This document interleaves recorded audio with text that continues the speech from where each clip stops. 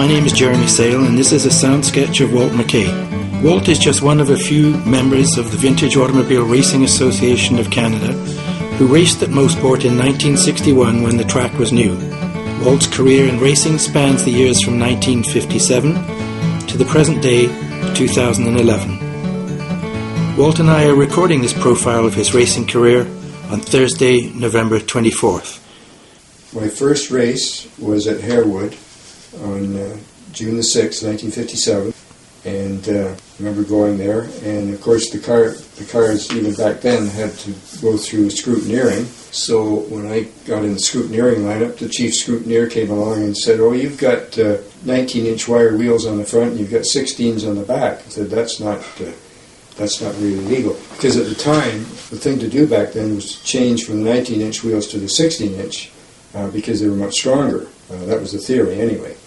So the chief scrutineer said, "Well, you'll have to race with the modified cars." And I said, "Well, that's okay." I didn't really know what he meant, but then I got out on the track, and there were all kinds of specials and Oscars, and there were 550 Porsches, and anyway, I managed to escape unscathed, and I didn't hit any hay bales. So now that was a BEMC event at Harewood, right? That's correct. Yeah. And what would have been the entry fee in those days? The entry fee would have been around $10. Tell me, Walt, how did you go about getting a race license in those days?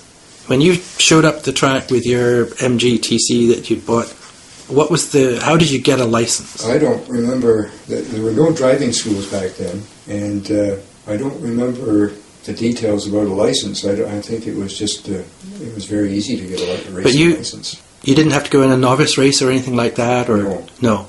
And what about the equipment again? What kind of helmets? And you had to have a helmet, and you had to have a lap belt in the car, and that's all.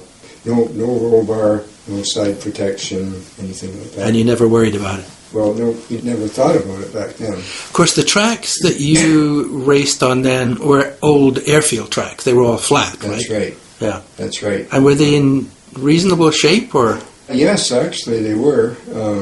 There were bumps and cracks, and sometimes you'd see weeds growing up. But and these dreaded hay bales. That's right. They lined the corners. They made the corners with hay bales. And actually, the hay bales, after a year or so, became so hard they're just like cement blocks. So you didn't want to hit a hay bale. Okay, so then you did, I think, another event at Harewood, and then you figured you were ready for the big time. You were going to go to Watkins Glen.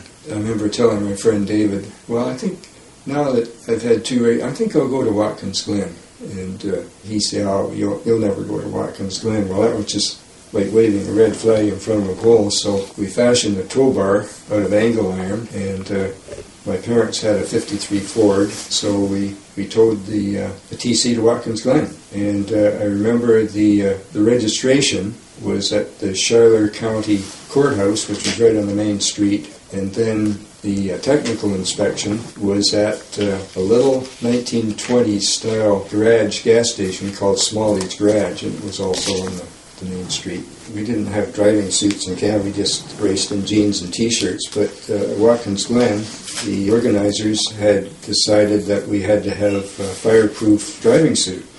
So they were very good about it, actually. They gave us the recipe for this VARAC solution, and so my friend Dave and I headed for the nearest hardware store, and we bought these, I bought a pair of white painter's coveralls. Then we got a pail, and we mixed this borax solution, and we put the coveralls in the pail and let it soak. And then we drove up and down the main street with these coveralls flapping out the window of my parents' Ford, trying to dry them off before the first practice session. The faster cars were in front, and there were lots of TCs, lots of TDs, and I thought, "Gee, what am I doing here? This is crazy." I'd never been in any situation like this. But then the race started, and I had a great time. I remember there were two TDs, and on the back straight they kept pulling in front of me to block me from passing. But anyway, it was a great experience. The car was actually British Racing Green TC, and I put these numbers on with adhesive tape, and Anyway, I got back to Richmond Hill, and lo and behold, when I took the adhesive tape off, the paint came off the car with it, so I had permanent numbers on the car. I traded the TC for a Jaguar XK120, actually 53 XK120 coupe that I got from a chap in Oakville. Then I raced that car. I recall racing it at Green Acres in 58, and I wiped out a set of tires in one day. And I also recall, before I went there, I drained the oil out, and I discovered that this Jaguar took 12 quarts of oil. And I thought, I can't really afford this because I was still going to school and didn't have any extra money. But I made a great sound. I took the muffler off the car and ran a straight copper pipe right from the front to the back. And of course, I drove the car to Green Acres and back, and what a sound that made. For 1960, I traded the Jag for a really tidy light blue Sprite, which had been kind of semi-modified for racing. It was owned by Dick Shelton, who had Shelton Mansell Motors in Richmond Hill, north of Toronto. And it was a very reliable car, and actually it suited my budget. I went down to Autosport in Cooksville, which was owned by Jack Wheeler and Bob Hanna. I just dropped in for a visit. They said, we just sold a Lotus 18 to John Heaton from Toronto, but we have another one coming. At that time in Formula Junior, the Lotus 18s were right at the top of their class. So I spent a couple of days thinking about it, and then I thought, I'm going to do this. That must have been a lot of money. That was a big outlay for you. Well, it was a big outlay. The car cost, the Lotus 18 was $4,980.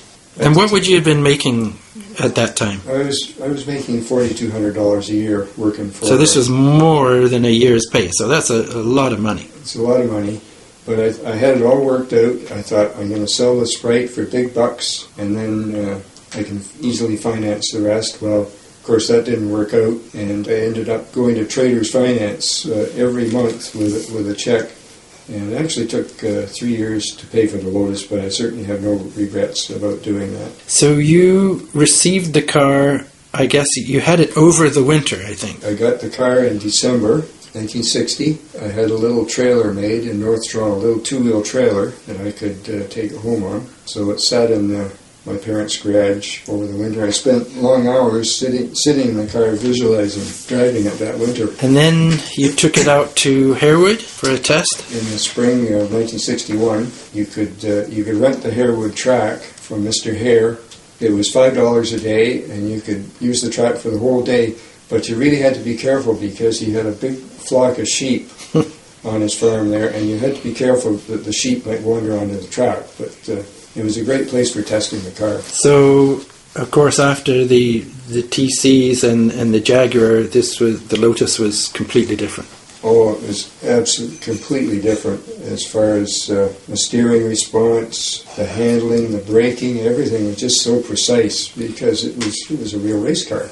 And then, of course, Mosport opened, and this was completely different from the airfield tracks, and I think you were in the first event ever held at Mosport. Is that right, Walt? That's right. First event was held by the Oakville Trafalgar Light Car Club, and it was more or less kind of a practice. It wasn't really practice, but it enabled all the officials and everybody to get familiar with the track and prepare all the logistics. But I remember the first time driving around the track in the Lotus 18, going down turn 4, coming up into 5A, and just following this long line of cars around the seam and head up the back straight. It just reminded me of movies I've seen of all these European tracks, like Nürburgring and Spa, Le Mans, and so on. It was just an incredible experience. My very first lap around Mosport. And how would you rate Mosport in comparison to some of the other tracks that you've raced at? I still consider it the most demanding track in North America. And then they had the next big event was the Players 200, right? That was in June 1961, the Players 200. And the feature race was run in 2 heats. And in between the 2 heats of the feature race was a 40-lap Formula Junior race. And we had a good number of cars out. John Heaton, was in a Lotus 18, Peter Keith was in a Lotus 18, and then Bob Hanna from Autosport showed up in a Lotus 20, basically 6 months after I bought the Lotus 18, and it just made the Lotus 18s look like antiques, this Lotus 20 car. Right. So Bob was favored to win, I guess. Bob was favored to win, but he had a little miscue at corner 5. So after a great battle with John Heaton and Peter Keith, I ended up winning the Formula Junior race.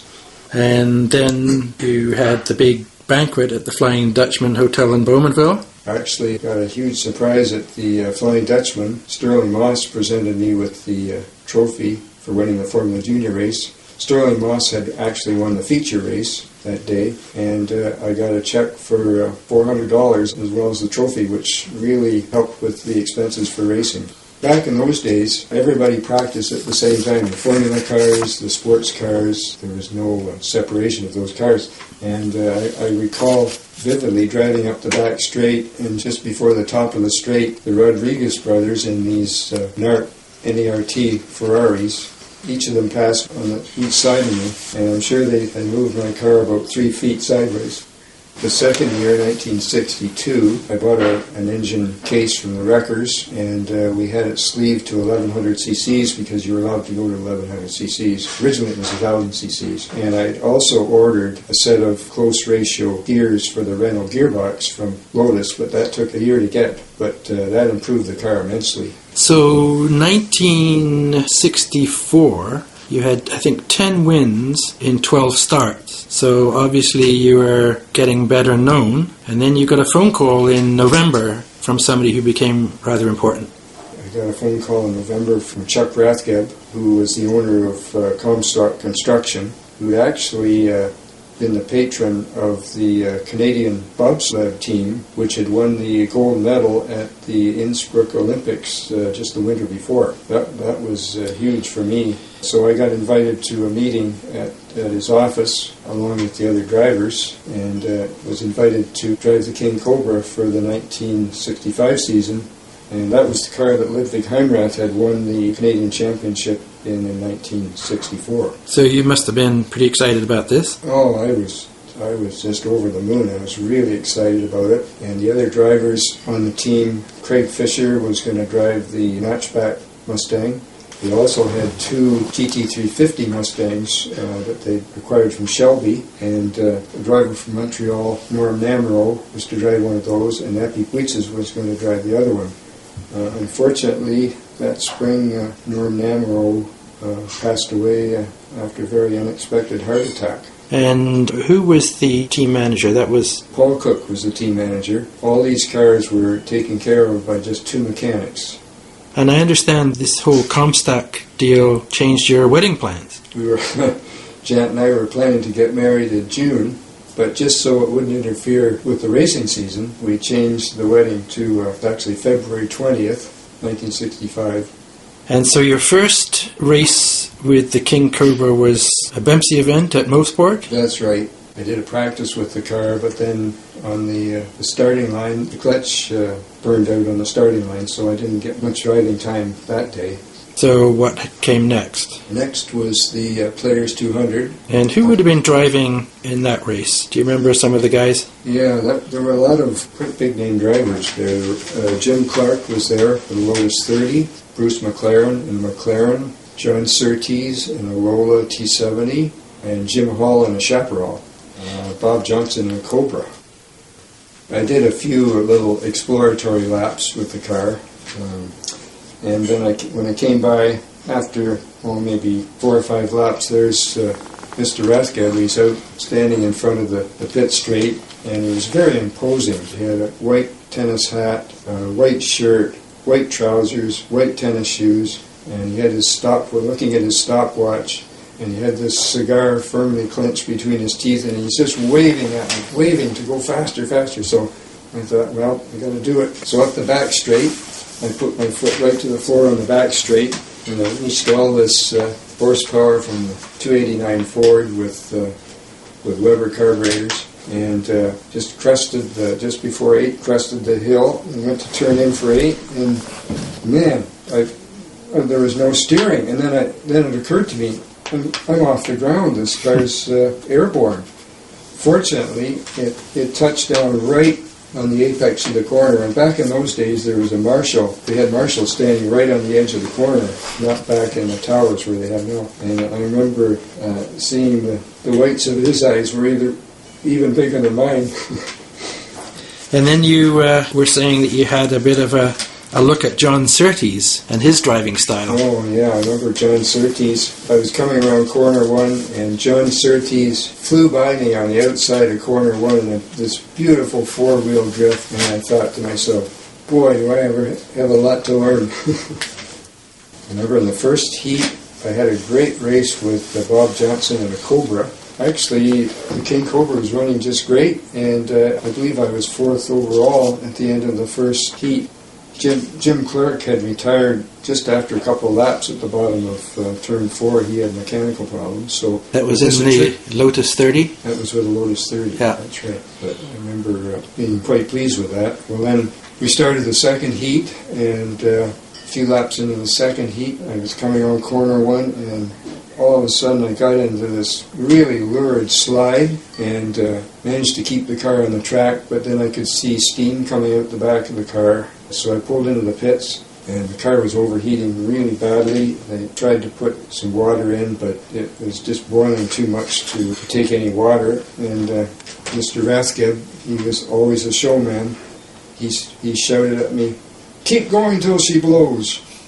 So I went out and I did another lap, and I just couldn't bring myself to destroy that beautiful engine in the car. So I came into the pits and retired the car, much to his displeasure. And did you discover what the problem was? Yeah, later on they discovered that the front rad hose hadn't been tightened properly, and the rad bottom hose came off the radiator. But these mechanics were just so overworked. They were trying to look after, 4 cars, and it was just too much work. And what happened to that car? A couple of weeks later, we were testing Mosport, and Paul took the car out. He came back, and he'd had an accident. He'd lost it at top of 4 and just rolled the car up into a ball. And what was that car like to drive?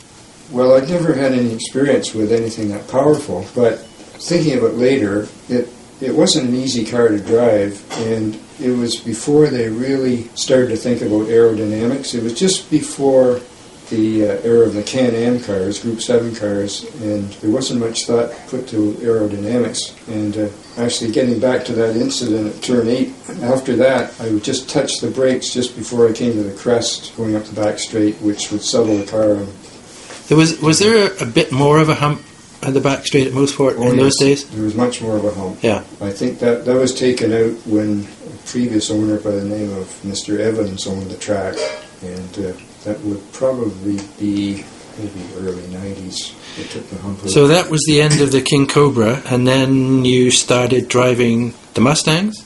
Mr. Rathgeb let me have a few drives in the Shelby GT350 Mustangs, which were really nice cars. And I recall one race, I had a terrific race with Bill Brack, who was in the Mini, and Bill would close right up on the corners, and but the Mustang had lots of power, so I could gain a few car lengths on the back straight. But Bill was really a terrific driver, and he went on to be in Formula Atlantic and win several championships. In those days, of course, the Minis were modified to the ultimate, and they were incredibly quick. Mm-hmm. They were very quick. But not as quick as the Mustangs, of course. So then, Sundown Grand Prix. Tell us about that. Well, that was in the fall of '65, and I was again given a chance to drive the GT350 Mustang, and I was teamed up with a professional driver from the States. His name was Tom Payne, and back in those days they didn't even require driving suits. And I remember Tom's trademark driving suit was a red and white striped dinner jacket and black trousers. And the other thing about the car, because of all the experience Comstock had had with rally cars, they had these huge Lucas flamethrower headlights on the front of the car. Oh, because this was a 6-hour race and it was dark. And that's right, into darkness. And so we'd come up on these slower cars and almost blind the poor guys. They almost drove off the track when we approached them.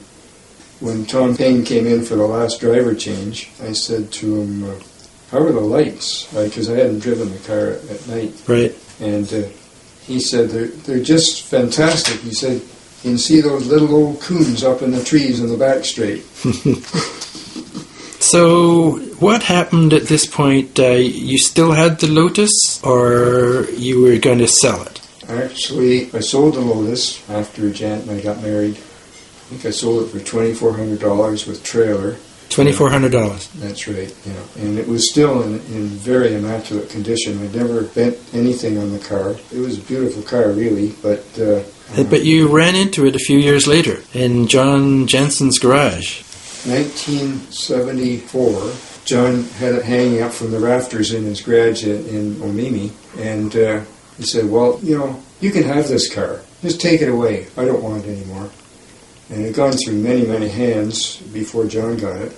But I was restoring a Porsche 356 at the time, and I thought, I just got too much junk hanging around, And so I just politely declined, which I regretted in later years. So 1966, you're out of a drive. So what happens then? Yeah, I was out of a drive. The Formula car racing had been dying out because, as you know, Jeremy, these things go in cycles. Formula cars are big for a while, and then, well, back then anyway, and then it was sports cars, and everything kind of cycled. So I decided to build my own Group 7 sports racing car, and which became Can-Am, right? That's right. Yeah. So you decided that you were going to build a car yourself? I didn't design the car. This car was called an Aster, A-S-T-U-R, which was named after, I believe it was named after some kind of Arctic bird. Anyway, a friend of mine, Ron Stice, who was a draftsman with de Havilland, he designed these Aster cars, and he had built several cars, built a couple of Formula cars, and he built an 1100cc sports racing car. I bought a chassis from Ron and parts of the body, and just started putting it together nights and weekends. It's quite a process, but finally I got the car together. Actually, after we moved to Caledon, I got it together in 1972. You were saying that Ron was a real pioneer in car design.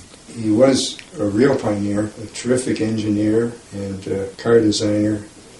Unfortunately, as many artists are, he lacked business acumen, but and actually some features of this car, especially the air intake for the carburetors, current Formula One cars are almost a direct copy of Ron's design for the air intake. So he was definitely ahead of his time. He certainly was ahead of his time, and unfortunately he passed away with cancer at age 48 in 1981. So now you have this frame, suspension parts, and the Aster body, and you're starting to build your own car. Mm-hmm. And this took a few years, though, right? It took a few years because I worked on it in a rented garage in Toronto. Worked on it nights and weekends, but my first daughter, Kate, was born in 65. My second daughter, Holly, came in 68, so I wasn't able to work on the car full time. And then we moved to Caledon. Finally, I got the car finished in 1972, but by that time it was a car of compromises. I pulled a 283 Chevy out of a wrecked car in Toronto. That was the engine. And we ended up using a Corvair 4-speed transmission, which I bought from Bob Attrell, well-known racer, for $50, which actually worked surprisingly well. Now, in between times, you had a bunch of drives in a whole bunch of different cars. A very good friend of mine, Dave Russell, had a small auto repair shop in Toronto, and he kept me going with rides in his cars, which included Morris Minor, Sunbeam Alpine, and a Lotus Super 7. The Super 7 was a great car, except the rear axle kept breaking all the time. And I think in later years people found a cure for that. So then you got to the Aster going, and it was 1973 you encountered a problem. We had some races with the Aster in 72, and then 73, I'll never forget this, it was July the 15th, 1973 at 4 o'clock in the afternoon, and at the top of turn 2, I felt this this bang, and the car got sideways all the way down turn 2, and then I got off in the gravel, the suspension dug in, and the car cartwheeled 4 or 5 times, and I kept thinking to myself, this is it. Anyway, the car landed upside down, and I was strapped in, and I undid the belts. I started to climb out, and all of a sudden, boom, this car just went just by inches from my nose. I was inside the bottom of turn 2. Anyway, I climbed out, ran across, jumped over the fence, and it was at that point I realized I had a broken wrist, but it was amazing that I got away with that. And the car was a mess, I guess. The body was completely destroyed, and I was so disheartened after spending all that time building the car, 5 years I guess it was. I decided not to repair it. I sold what was left of the car and the trailer for $600 and bought a Yamaha RD350 motorcycle. And then you decided to forget about motor racing, but then in 1980 you read something in the Globe and Mail. It was in the Globe and Mail, and there was an article about something called vintage racing, and it was going to be at Shannonville. So I thought, well, I'll go down and see what this is all about. So Janet and I went down to Shannonville. Lo and behold, there was all my friends, not all my friends, but a number of guys I was really racing with in the 60s. Van Worsdale, Phil Lamont, Ollie Klubine, there they were, and they were racing these vintage cars. And the rest is history. And the rest is history. And at the time, I had a Porsche 356 Coupe, just a street car, and I discovered that it would be eligible for vintage racing. So that's what I started with. One time, I lost a cylinder at Shannonville, and I came all the way back home on the 401 and so on 3 cylinders, and I thought, this is crazy racing like this. So then, through my connection with some Porsche guys, I bought a 1959 convertible D, just kind of a rolling chassis from Bruce Farrell. And this was parked out in Bruce's brother-in-law's farm out near Port Hope. And when I went to look at it, it had no floor in it, no tunnel, and the weeds were growing up 3 feet. It was just parked outside this barn. The weeds were growing up 3 feet high in the car. Anyway, I bought this from Bruce. I think it was $300. I brought it back home and started working on it in my spare time, and finally completed it in 1984, probably the spring of 1984, and went to Shannonville again with it. And I remember I was so tired, I had to get Janet to help me push it on the trailer. It was around 10 o'clock at night when I finished the car. The next car actually was quite amazing. I'd met a chap by the name of Murray Wyville, who was a real enthusiast about race cars. Murray used to come and talk to me at the races, and he liked Porsches and cars like that. Anyway, one time we were at a race at Waterford, and this was in the fall of 1990, and I was just walking along. We were at a concourse in Clarkson on the Saturday night. Murray just happened to mention, he said, Walt, I've got this Brabham formula car. Would you like to try it out sometime? And I didn't really pay much attention. I was really focused on the Porsche. I was home about a week, and I started thinking about it, and I thought, gosh, I should check up on this. So I called Murray, and Murray said, that's great. We'll try and get it ready for Watkins Glen in a couple of weeks. So I thought, wow. A week or so before we were to go, I went down to Cambridge, where the Jonak brothers were working on this Brabham. It was a Brabham BT16. They just had this small little drive shed. And when Vladimir opened the door, it actually was probably the most beautiful race car I've ever seen in my life. Everything was just really perfectly done on the car. The brake calipers had wire locks on them, and everything was just perfect. Of course, they wondered who this old guy was that was coming down to look at this car. And then a couple of days later, Murray rented the Cayuga Oval to try the car out, and I took it down. They took it down and unloaded it. And I did a few laps in the car. A week or so later, I arrived at Watkins Glen with the 356, and sure enough, Vladimir Jonak came with the Brabham. They unloaded the Brabham, then Murray came, and it was raining before the race. We'd done some practice laps. It rained before the race, and Murray was a little undecided whether we should take it out. But in the end, he said, okay, we're going to do it. So got my suit and got all hooked up in the car, and away we went, and then partway through the race, the car developed a misfire, and finally it quit. But I was catching Brad Baker, who was leading in a Formula Junior car, and later when I came in I said to Murray, wow, we could have won that race. And so that was my first outing in the Brabham.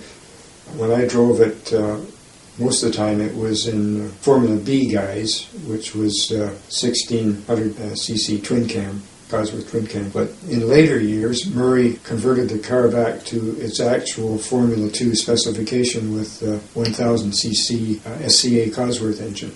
I would have to say it probably was the nicest car. It wasn't the most comfortable car, but we did 33s at Mosport with it, and had lots of success with that car over the probably 6 to 8 years that Murray had it. And Mosport has obviously changed from when you were first there, 1961. The track itself has changed.